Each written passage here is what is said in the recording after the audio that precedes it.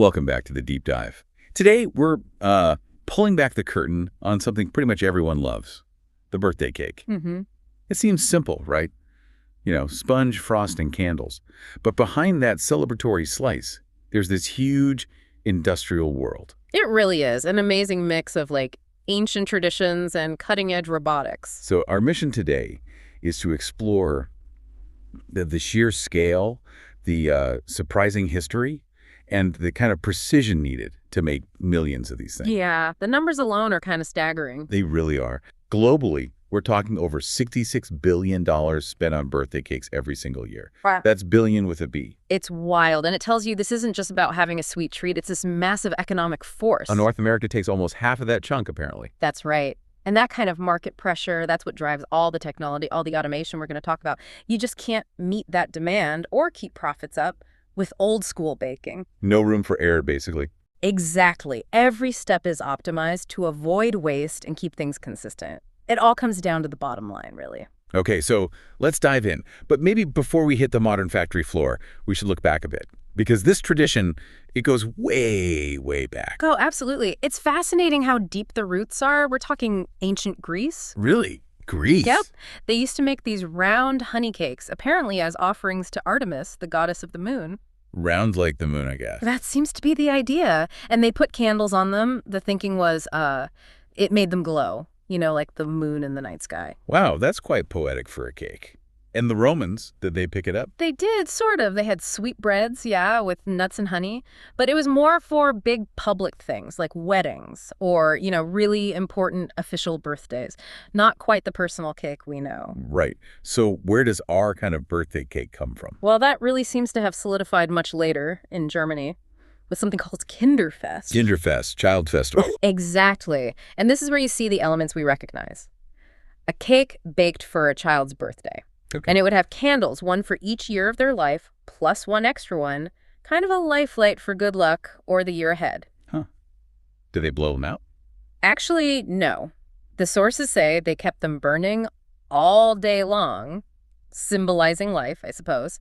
Then they'd finally eat the cake at the feast in the evening. All day. That's dedication. It is. But the big shift, the thing that allowed this to become a mass market, $66 billion industry, that was the Industrial Revolution. Ah, okay. How so? Well, think about it. Before that, making a nice layered cake was tough work. Sugar was expensive. Ovens weren't great. So mostly for the rich. Pretty much. But then the Industrial Revolution changes things. Refined sugar gets cheaper. You get better ovens, cast iron ones, and crucially, baking powder gets invented. Baking powder for the fluffiness. Exactly. Suddenly, making light, consistent cakes was much, much easier and more affordable. So demand just exploded. And when demand explodes? Industry has to respond. So by the 20th century, you get factory production taking off, packaged cake mixes. We all start expecting that perfect standard cake every time. Which brings us to the modern factory, where it's less about baking and more about, well, science and precision. Precisely. It starts way before any flour hits a bowl. Right, the grub stage.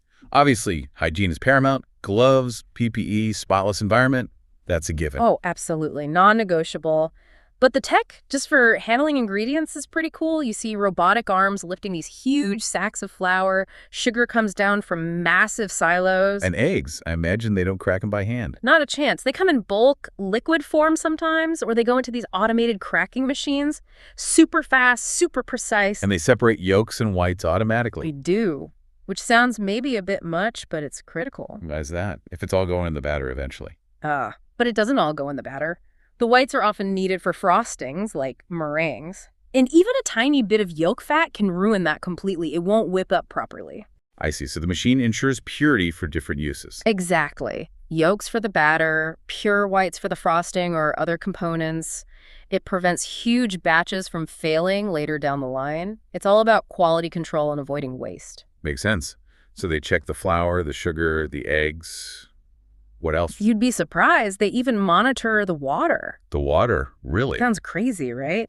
But water hardness, the mineral content, can actually affect how the gluten in the flour develops. No way. Yeah, it can change the cake's final height, the texture, how well it rises. So for perfect consistency, cake after cake, even the water needs to be standardized.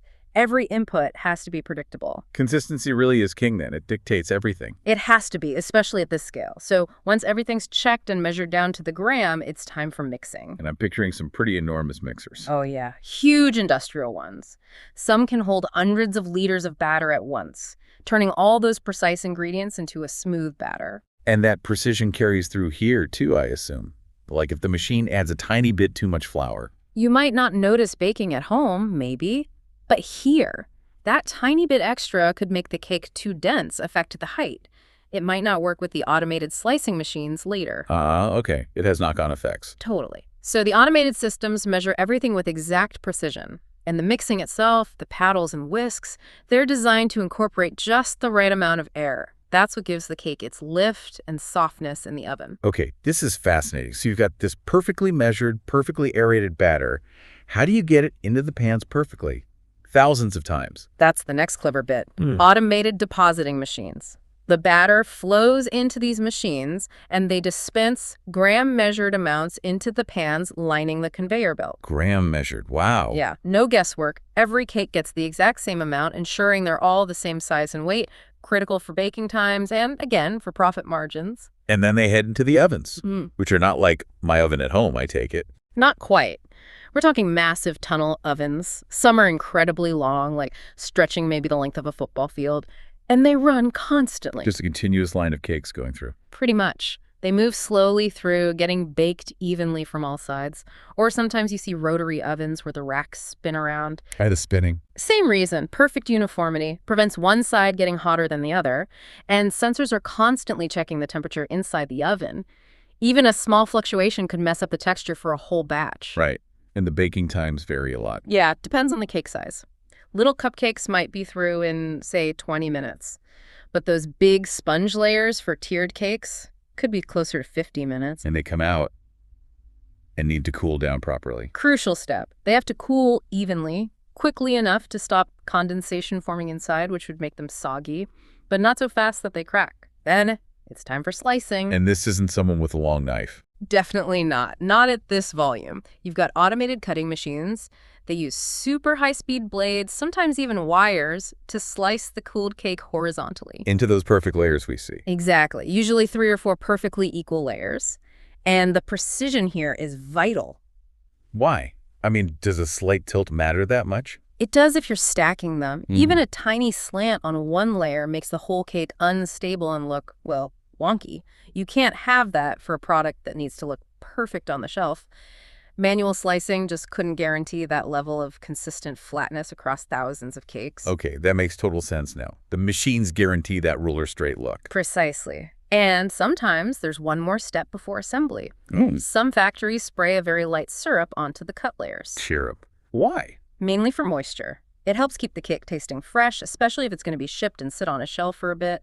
Adds to the shelf life. Clever. Okay. So layers are sliced, maybe lightly served. Now for the really fun part, right?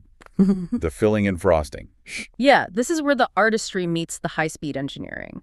But first, you need the frosting itself. Which is also made in huge batches, I assume. Absolutely. Giant mixers again, whipping up butter, sugar, maybe egg whites, and crucially, stabilizers. Stabilizers? Yeah, they're essential in commercial frostings. They help it hold its shape, stay smooth and light, not break down over time or under the weight of other layers. It needs to pipe well and taste good, but also be robust. Right. It has to perform multiple jobs and then applying it. More automation.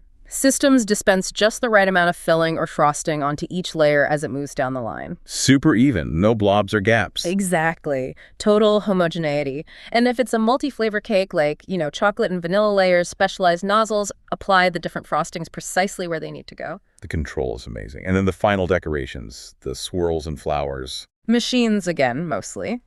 Specialized decorating machines run programmed patterns. They can pipe intricate borders, swirls, even floral designs with incredible speed and consistency. Way faster and more uniform than a human could manage repeatedly. And toppings, like chocolate chips or fruit. Automated arms usually handle that, placing fruit slices, scattering chips, drizzling glazes like ganache. It's all programmed. But what about personalization? Like writing happy birthday Surely that's done by hand. Not always. This is where the tech gets really impressive. Advanced machines can actually write messages like happy birthday directly onto the cake. Like a robot with perfect handwriting. Basically, yeah. It's programmed, so it's identical every time. It lets factories handle hundreds of customized orders really quickly without the bottleneck or inconsistency of human decorators. That's slightly mind-blowing. So is there any room left for humans in this process? Oh, definitely. It's usually a blended approach. Machines do the heavy lifting, the high-volume, repetitive precision tasks.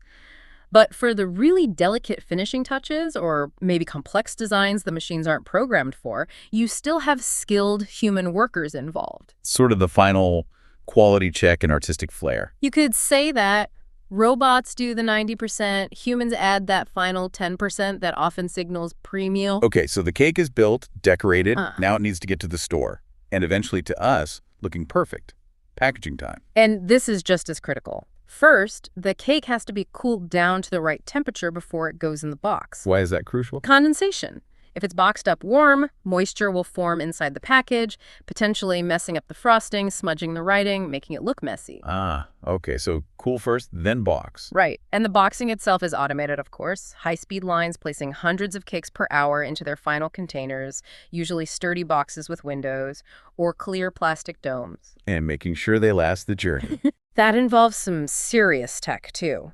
For cakes shipped long distances, some factories use modified atmosphere packaging, or MAP. What's that involve? Essentially, they flush the normal air out of the package and replace it with a different mix of gases, often nitrogen or carbon dioxide.